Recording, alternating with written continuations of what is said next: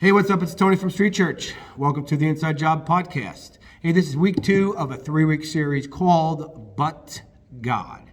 This is a really important series, right?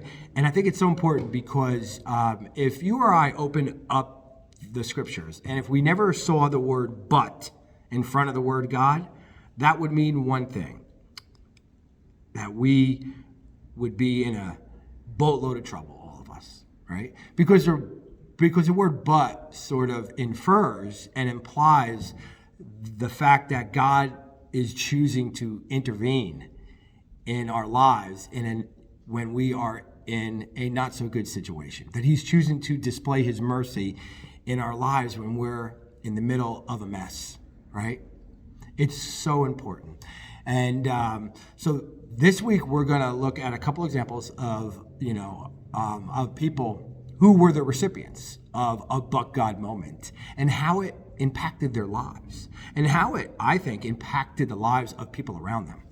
And there's just one example in the Bible. It's a famous one. It's in John chapter 4. It's when Jesus goes up to a woman at a well for some water in the middle of the afternoon. So he's by himself. He's on a journey by himself, and he meets a Samaritan woman at a well in the middle at the hottest part of the day and asks her for a drink.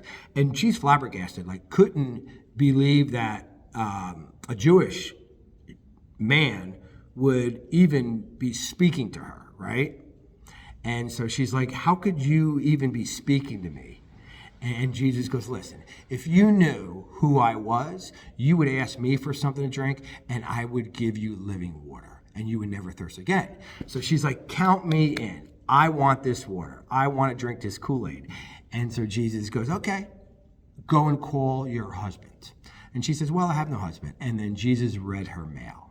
He's like, yeah, you have no husband. You've had 5, and the guy who you are shacking up with now is not even your husband. So they go back and forth for a little bit. And, at the end of the conversation, Jesus reveals himself to her. And he says, listen, I am the one who you are looking for. I am the Messiah. It's me. And then she runs back to her village. And she tells everybody in her village, you got to come and meet a guy who I just met. He told me everything about my life. So they go there and they meet Jesus. And then they invite Jesus back to their village for 2 days. And Jesus goes. And I got to believe that not only this woman's life was transformed, but many people in that village, they were never the same. All because, why? Because God was willing to intervene in this woman's life, and display mercy and give her a but God moment, right? There's this one other example that I love. It's when Paul and Silas are in prison and they're in shackles and they're singing hymns at midnight, and an angel comes and frees them of their shackles, loosens their shackles, and loosens all of the other prisoners' shackles, sets them all free.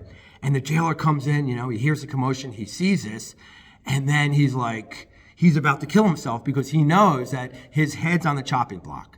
Caesar's going to kill him, so I might as well beat him to the punch. And Paul yells out, don't harm yourself. We are all here. And Paul and Silas, had an opportunity to get out of Dodge. I mean, if I'm sitting in dungeon and if I'm in jail and if I'm in shackles and if all of a sudden I'm set free, I'm getting out. I'm going through the back door. Paul said, don't harm yourself. We are all here. Because Paul knew that if they left, that this guy was as good as dead. He was going to harm himself. He was going to kill himself. He probably knew that. So Paul intentionally gave him a but God moment and was merciful and stayed. And then look what happened. The jailer said, after that happened, he goes up to Paul and he says, what must I do to be saved? So basically he's like, whatever you are drinking, give me a double. I need what you have. What must I do to be saved? So Paul shares the gospel with them, and then he goes back to the guy's house and he baptizes him and his entire household. So not only was his life touched, but his entire household was touched potentially for eternity All because Paul gave him a but God moment and he intervened in his life and he demonstrated mercy.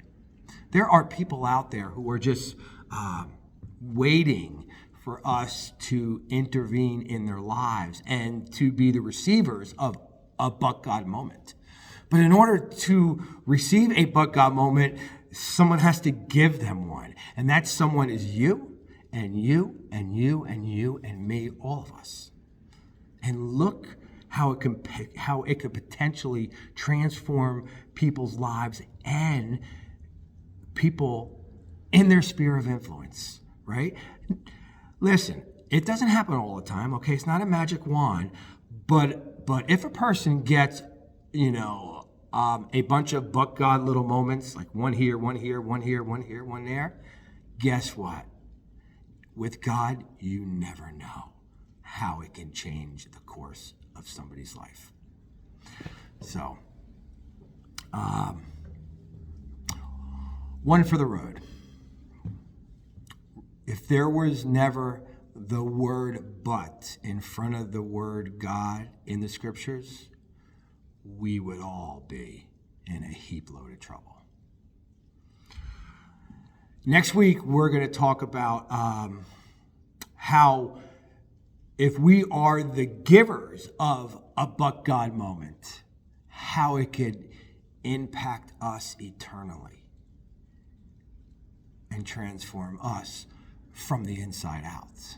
So, until then, remember, count each day a new life. I'll see you next time.